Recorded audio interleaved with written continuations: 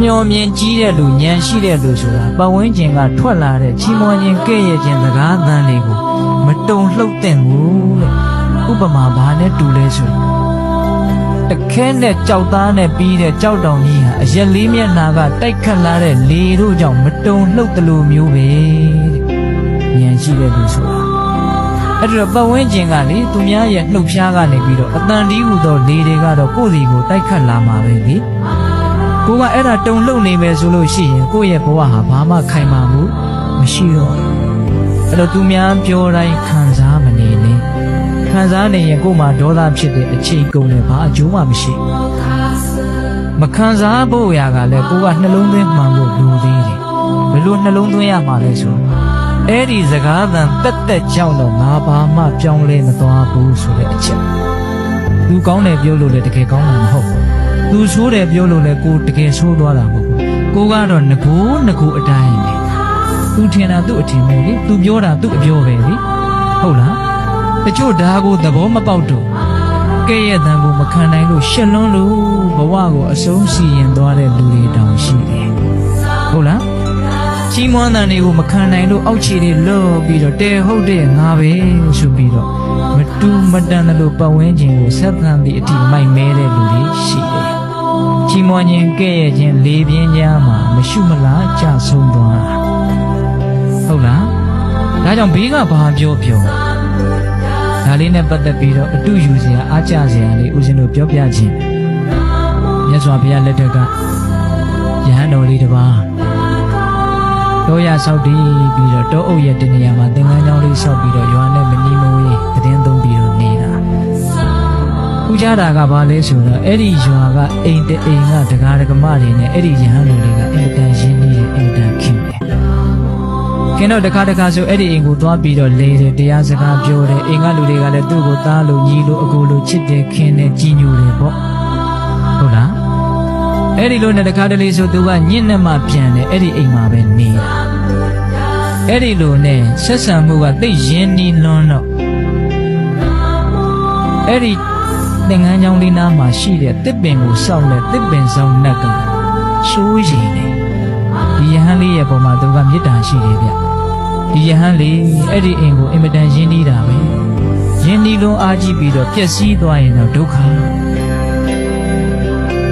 အဲ့ဒီလိုယဟန်တော်လေးအပေါ်မှာကောင်းစေခြင်းနဲ့စိတ်ရှိတဲ့အတွက်ကြောင့်ပျက်စီးမှဆိုးလို့ဆိုပြီးတော့အဲ့ဒီအိမ်ကိုမသွားအောင်ဆိုပြီးတော့ဘာလုပ်တယ်လဲဆိုတော့အဲ့ဒီနက်ကအဲ့ဒီယဟန်တော်လေးနဲ့ရင်းနှီးတဲ့အိမ်ကဒကမဟန်ဖန်ဆင်းပြီးတော့နက်ကဖန်ဆင်းတာနော်ဒကမဟန်ဖန်ဆင်းပြီးတော့အဲ့ဒီယဟန်တော်လေးစီကိုရောက်လာတယ်ရောက်လာတော့ကိုတော်လေးကအဲ့ဒါကိုနက်လို့ဘယ်သိမှလဲသူ့အိမ်ကဒကမပဲလို့ထင်တာအဲ့ဒီမှာဒကမကရှောက်တယ်တဲ့အရှင်ဘုရား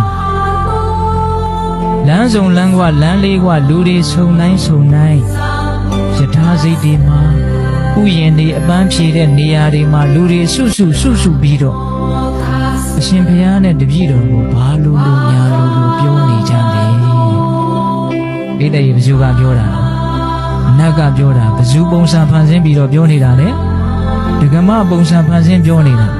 တော်ယုံတန်ယုံလူဆိုရင်အဲ့ဒီယဟန်တော်လေးနေရာမှာနေကြည့်ဘလောက်တုံလှုပ်သွားမလဲဒကမကြီးကိုယ်တိုင်လာပြောနေတာနော်အဲ့ဒီလိုပြောတော့အဲ့ဒီယဟန်တော်လေးကပြန်ပြောတဲ့စကားကအင်မတန်အနှစ်ရှိသူညံဘလောက်ကြီးသလဲလောကရဲ့အပေါ်မှာသူဘလို့ရှုမြင်ထားသလဲဆိုတာကိုခံမှန်းလို့ရတယ်။ဘာပြန်ပြောတော့ဆိုတော့ဒကမကြီးတဲ့ကိုယ့်ရဲ့နားတဲ့ကိုပတ်ဝန်းကျင်ကသကားတန်လေးဆိုတာအမျိုးစုံနေအောင်ရောက်လာနိုင်တာပဲ။အဲ့ဒါကိုတားလို့ရှိလို့မရပါဘူး။သူများပါဇက်ပေါက်တွေကိုလှုပ်လိုက်ပိတ်ပါလေ။ဒကမကြီးအဲ့ဒီစကားတန်လေးနဲ့ပတ်သက်ပြီးတော့တားလို့ရှိလို့မရပါဘူးတဲ့သူဆက်ပြောတာလေးကသိစိတ်ဝင်စားတယ်ကောင်းတယ်ဒီနာထိုစကားကြောင့်မင်းကိုမျက်နှာမသားမရသည်မှာဟုတ်တပါမဖြစ်ထိုက်ပါဘူးပတ်ဝန်းကျင်ကစကားတန်လေးကြောင့်မျက်နှာမသားမရမဖြစ်ထိုက်ဘူးနော်ငါဆက်ပြောတယ်ဒီနာဤထိုစကားတန်တို့ကြောင့်ဒီနာထိုစကားတန်တို့ကြောင့်အဟံငါသည်အဲ့ဒီစကားသံတွေကြောင့်ငါဟာဘာမှယုံညံ့သွားတဲ့ပုဂ္ဂိုလ်တယောက်ဖြစ်မသွားဘူး စကားသံတွေကြောင့်သူဘာမှယုံညံ့တဲ့လူတယောက်ဖြစ်မသွားဘူးစောစောကဥသိမ်းပြောခဲ့တဲ့အဓိပ္ပာယ်ပေါ့နော်စကားသံတွေကြောင့်တော့ကိုဟာယုံညံ့တဲ့လူဖြစ်မသွားဘူးပင်ကိုကကောင်းရင်ကောင်းမှာပဲပေါ့ဟုတ်လားအဲ့ဒီလိုယဟန်တော်လေးကပြောပြီးတော့တောထဲမှာမိဂဝါဒဆိုပြီးတော့လူတွေကိုအင်မတန်ကြောက်တဲ့သမင်ဟာအစာရှာစားရင်းနဲ့ချက်ခနဲ့ကြားတိုင်းခေါင်းထောင်ကြည့်ချက်ခနဲ့ကြားတိုင်းခေါင်းထောင်ကြည့်အတန်နဲ့ပတ်သက်ပြီးတော့အဲ့ဒါလောက်တုံလှုပ်နေရင်ဘယ်မှာတည်ငြိမ်တဲ့စိတ်ရှိတဲ့လူလို့ပြောလို့ရမှာလေတဲ့အတန်နဲ့ပတ်သက်ပြီးတော့အဲ့ဒါလောက်တုံလှုပ်နေရင်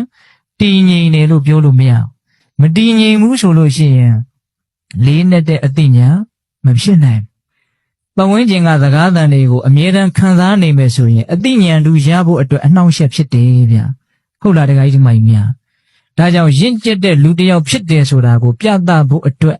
ပတ်ဝန်းကျင်ရဲ့ကဲ့ရဲ့ရှုံချတဲ့စကားသံတွေကိုကြံ့ကြံ့ခံနိုင်တဲ့အတွေးတွေရှိဖို့မလိုဘူးလားလိုတယ်ဒါကြောင့်ဒကာဓမ္မတို့ဦးဇင်းတို့တွေမှာ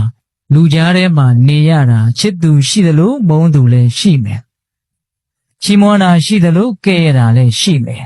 ဒါတွေနဲ့ပတ်သက်ပြီးတော့ငါဘာမှဖြစ်မသွားဘူးလို့နားလည်ပြီးတော့ဘာမှမဖြစ်တဲ့အရာတွေကိုဘာမှမဖြစ်တယ်လို့ပဲသဘောထားရမယ်ဘာမှအရေးမပါတဲ့အရာကိုအရေးသိပ်ပါတယ်လို့ထင်ပြီးတော့အဲ့ဒါကိုအချိန်ကုန်ခံပြီးတွေးမယ်ဆိုရင်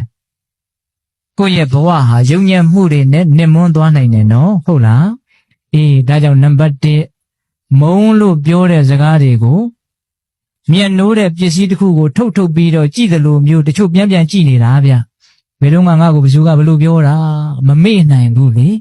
ဟုတ်လားတချို့ဆိုရင်အဲ့ဒီလူငါ့ကိုဒီလိုပြောတာငါတစ်သက်လုံးမမေ့ဘူးမပြောဘူးလားအေးအဲ့ဒါကိုမြတ်စွာဘုရားကအချိန်ကုန်နဲ့လူပန်းနဲ့ဘာမှအကျိုးမရှိဘူးထုတ်ပြီးတော့မခံစားပါနဲ့တဲ့ဟုတ်ရလား